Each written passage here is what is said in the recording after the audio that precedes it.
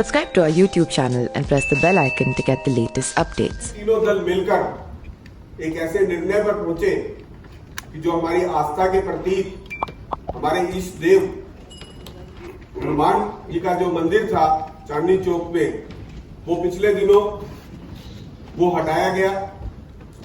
वहां पर सौंदर्यीकरण का काम चल रहा है, वहां पे विकास कार्य चल रहे थे और वहां पर उस वक्त जनता के अंदर एक रोष था। उस रोष को मुझे बड़ा अच्छा लगा कि तीनों दलों ने समझा और दलों ने समझकर वहां पर जब वो हटा और उसके बाद लोगों ने जो आस्था थी उन्होंने वहां पर उसका जो निर्माण किया, उस निर्माण करने के बाद भी तीनों दल वहां पर गए। तीनों ने वहां पर पूजा अर्चना की, हवन किया, कीर्तन किया। तो वो एक जो निर्णय उस वक्त लिया गया और उसके बाद आपके नेतृत्व के अंदर जो सर्वदलीय बैठक आपने बुलाई और सर्वदलीय बैठक के अंदर एक निर्णय हुआ कि हम सभी तीनों मिलकर चाहते हैं कि वो मंदिर वहीं फिर से स्थापित रहे और सबकी आस्था उसमें बनी रहे। तो आज हम इनका स्वागत करते हैं। मैं अभिनंदन करता हूं अपने नेता विपक्ष भाई विकास गोयल जी का और नेता कांग्रेस दल मुकेश गोयल जी का कि उन्होंने भी सहर्ष उस बात को स्वीकारा। और आज शायद ये मेरे 3 साल के 4 साल के कैरियर में तो एक ऐसा रेजोल्यूशन है जो तीनों दलों ने साइन करके आज पूरा का पूरा सदन में लगाया है। और मैं चाहूंगा कि ये दलिया वो दलिया ये केवल भारतीय जनता पार्टी का या हमारा किसी का अपना कोई रेजोल्यूशन नहीं है।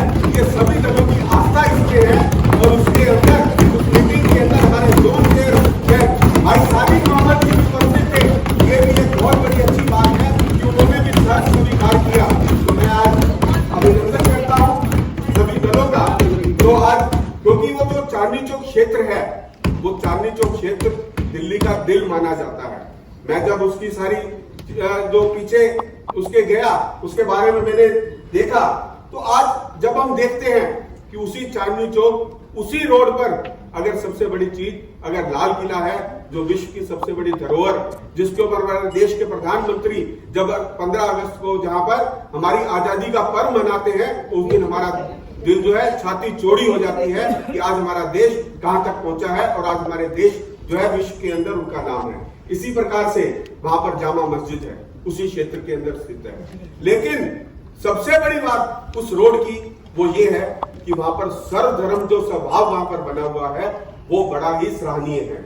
आप वहां पर जाइए, आपको मंदिर मिलेगा, आपको गुरुद्वारा मिलेगा, आपको चर्च मिलेगी, वहां पर आपको निशान साहिब मिलेगा, आपको वहां जैन मंदिर मिलेगा, वहां पर आपको बौद्ध मंदिर भी मिलेगा, उसके आगे आपको आगे जाएंगे तो मस्जिद भी मिलेगी। तो ये जो सारी जो चीजें थी हम चाहते थे अगर कुछ ना कुछ सोच समझकर जो हमारे से पूर्वजों ने अगर वहां पर जो इतना ऐतिहासिक हनुमान मंदिर भी था, तो मेरे हिसाब से मेरा ये मानना है कि जो चांदनी चौक में रहने वाले जो हमारे पूर्वज थे और खास तौर पर उस क्षेत्र के अंदर रहते थे, उनके दिल के अंदर, उनके दिमाग के अंदर एक सर्वधर्म स्वभाव वाली जो एक नीति होगी उनके दिमाग में होगी, तो उसी आधार पर वो बनाया गया था। तो आज हम मूल रूप से उसके ऊपर एक रेजोल्यूशन लेकर आए। उस रेजोल्यूशन को मैं पढ़ूंगा क्योंकि वहां पर एक ऐतिहासिक हमारी मार्केट भी है, 1500 दुकानें हैं वहां पर। और उसके साथ साथ जब मैं उसका इतिहास देख रहा था कि वो चांदनी चौक का नाम रखा क्यों गया, तो मैं देख रहा था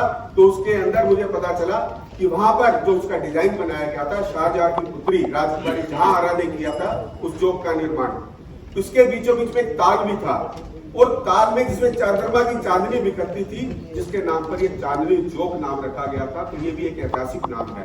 उसके साथ महापौर जी जो वहां पर चांदी की भी दुकानें थी, तो उसको सिल्वर मार्केट के नाम से भी वहां पर पहचान थी। तो आज उस ऐतिहासिक नाम पर मैं जो एक रेजोल्यूशन हम लेकर आए हैं, उस रेजोल्यूशन को मैं चाहूंगा कि पढ़ेंगे, क्योंकि उससे पूर्व में जब हमारी एकीकृत हमारी नगर निगम थी तो हमारा जो टाउन हॉल था, जो ऐतिहासिक स्थान है, वो भी उसी चांदनी चौक के अंदर स्थित है। तो ये आज हमारे लिए एक धरोहर है, उसे हमें संजो कर रखना है, सर्वधर्म स्वभाव को बनाकर रखना है। तो मैं चाहूंगा कि मैं उस रेजोल्यूशन को पढ़ रहा हूँ। क्योंकि चांदनी चौक क्षेत्र हमारे देश के सबसे व्यस्तम व्यापारिक क्षेत्रों में से एक है विश्व का सबसे बड़ा होलसेल मार्केट के रूप में भी प्रसिद्ध है। चूंकि यह क्षेत्र सिर्फ व्यापारिक ही नहीं बल्कि सभी धर्मों के स्थापित पूजा स्थलों जैसे मंदिर, मस्जिद, गुरुद्वारा, चर्च, निशान साहिब, जैन मंदिर, आर्य समाज मंदिर आदि आदि के लिए भी उतना ही प्रसिद्ध है। क्योंकि इस क्षेत्र के अंदर भारतवर्ष के ऐतिहासिक धरोहरों में से एक लाल किला स्थापित है, जिसकी प्राचीर से हमारे देश के प्रधानमंत्री प्रतिवर्ष स्वतंत्रता दिवस के पावन अवसर पर ध्वजारोहण के बाद देश के नाम संबोधन देते हैं। चूंकि वर्तमान में चांदनी चौक क्षेत्र का पुनर्विकास व सुंदरीकरण कार्य योजना प्रगति पर है।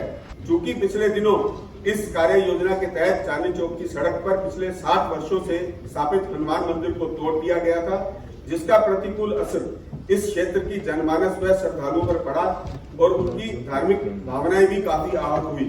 क्योंकि हमारा देश सबका साथ और सबका विश्वास में लेकर चलने वाला देश है। पूरे विश्व में अंदर शायद ही ऐसा कोई संगम देखने को मिलेगा जहां किसी शहर के एक ही सड़क पर सभी धर्मों के पूजा स्थल स्थापित हो। चूंकि इस क्षेत्र की सड़कें काफी व्यस्त व संकीर्ण हैं, जहां पूर्व में भी तोड़े या हटाए गए धर्म स्थलों को जनमानस की भावनाओं को देखते हुए उन्हें पुनः उसी स्थान पर स्थापित किया गया है। चूंकि क्षेत्र की जनता ने स्वयं आगे बढ़कर अपनी श्रद्धा व आस्था दिखाते हुए उसी क्षेत्र में अर्थात पूर्व वाले स्थान से थोड़ा हटकर सेंट्रल वर्ग के किनारे जहां यातायात या किसी प्रकार की बाधा न उत्पन्न हो, उसको देखकर वहां हनुमान जी का मंदिर पुनः स्थापित कर दिया गया है। चूंकि यह भी उल्लेखनीय है कि उसी स्थान पर सड़क के किनारे सेंट्रल वर्ग पर 18 बिजली के ट्रांसफार्मर स्थित है के साथ ही वहां मंदिर को भी स्थायी रूप से भव्य हनुमान मंदिर के रूप में स्थापित किया जा सकता है। वो मैं इसलिए कह रहा हूं कि वो कोई भी चलने में फिरने में बाधा नहीं होने वाली। अगर हम सेंट्रल वर्ग को देखेंगे, जब हम 18 ट्रांसफार्मर वहां पे स्थित कर सकते हैं, वो काम कर सकते हैं, वो किसी में बाधा नहीं पड़ सकता, तो हनुमान जी का मंदिर भी बाधा नहीं बनेगा। तो मेरा आज ये आपसे निवेदन है कि आप सदन के माध्यम से इसको पास करें। चूंकि जनमानस व श्रद्धालुओं की भावना को देखते हुए मंगलवार दिनांक 23/2/2021 को माननीय महापौर द्वारा महापौर कार्यालय में आयोजित सर्वदलीय बैठक में सभी दलों ने यह सहमति बनाई है कि इस मंदिर को जहां का तहां रखा जाए।